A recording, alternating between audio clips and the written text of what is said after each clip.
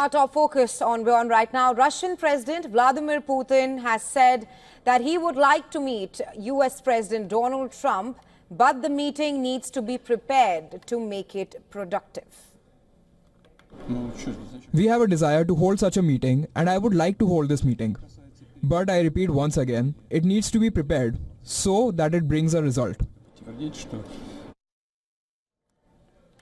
Putin hailed Tuesday's talks between senior US and Russian officials and insisted that Ukraine and European countries were not sidelined as was being claimed.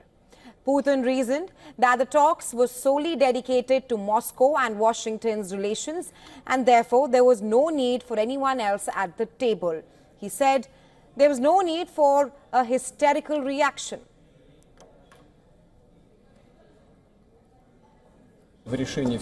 As for the negotiation process, President Trump told me during a telephone conversation, and I can confirm that, of course, the United States assumes that the negotiation process will take place with the participation of both Russia and Ukraine. No one is excluding Ukraine from this process.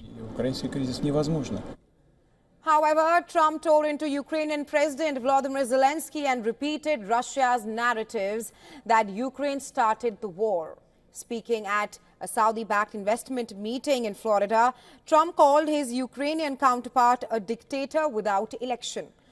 And that's just hours after using the same word in a Truth Social post, where he had also called him a modestly successful comedian and had claimed he was good at playing Joe Biden like a fiddle.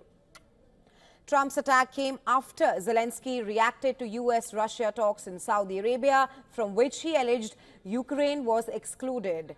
He said that Trump was living in a disinformation space governed by Moscow. He refuses to have elections, is low in the real Ukrainian polls. I mean, how can you be high with every city is being demolished? It's hard to be high. Somebody said, oh, no, his polls are good. Give me a break. Every city is being demolished. They look like a demolition site, every single one of them. Ukraine has been under martial law since Russia launched its full-scale invasion in 2022, and elections have been suspended ever since. Now, the dictator remark by Trump garnered criticism from European leaders, including German Chancellor Olaf Scholz, who said it is simply wrong and dangerous to deny President Zelensky his democratic legitimacy. UK Prime Minister Keir Starmer assured his support to Zelensky, who he called Ukraine's democratically elected leader, adding that it was perfectly reasonable to suspend elections during wartime. On the battlefield, Russia said its forces have breached Ukrainian defensive lines in the Kursk region, achieving full front advances in this direction and crossed into Ukrainian territory. However, the General Staff of the Ukrainian Armed Forces dismissed these claims, calling them disinformation and emphasizing that Ukrainian forces continue to maintain their defensive positions in the area. And well, for more on this, our correspondent Anas Malik is joining us live from Kyiv. Hi, Anas. First up, Putin has assured Ukraine that it will not be excluded from the talks. But the question right now is, till what degree or capacity will there be any kind of Ukrainian involvement? Well, with regards to the involvement of Ukraine, I think the Ukrainians very well understand that any talks on Ukraine without Ukraine will not be acceptable.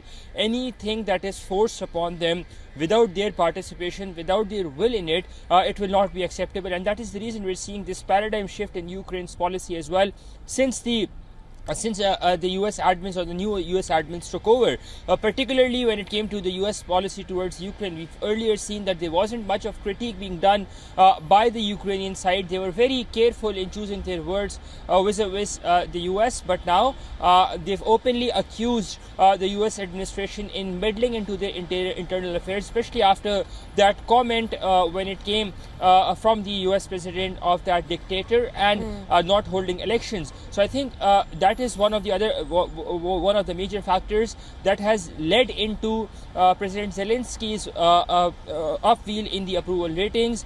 He's got an upshot. He's got a shot in the arm, primarily because of the commentary that is being done, and any such talks which do not have Ukraine, the outcome of that, would it be a binding? I don't think so. Resha? Right, Anas. You spoke about that comment that Trump made. I was just coming to that, and you're joining us live from Kyiv. So what is the sense that you're getting on ground with Trump calling Zelensky a dictator and also a successful comedian who convinced US into spending billions of dollars into the war? What are people in Kyiv thinking about the peace talks, which clearly does not include Ukraine? To contextualize, I think following the invasion in 2022, in February 2022, when the invasion began, certain decisions that President Zelensky took, especially operating the government through his office, was something that was looked down upon by the Ukrainian people. It was not appreciated very widely. The reason President Zelensky took a major dip in his approval ratings, in the acceptance and public sentiment, but over the past week or so, since this commentary has begun, as I said, it has worked for him, and his ratings had certainly improved, and has also led to a unification factor within the common people here in Kyiv, at least in Ukraine, to stand behind their president, regardless of whatever their differences would be with their president. But they view these comments, as I said, as a blatant interference in their internal affairs and a dictation that is being done on how to take things forward, something that the Ukrainians say that at large will not be acceptable to them. Rahisha? Right, Anas, thanks very much for joining us on the show. We'll, of course, be tracking this very closely with you.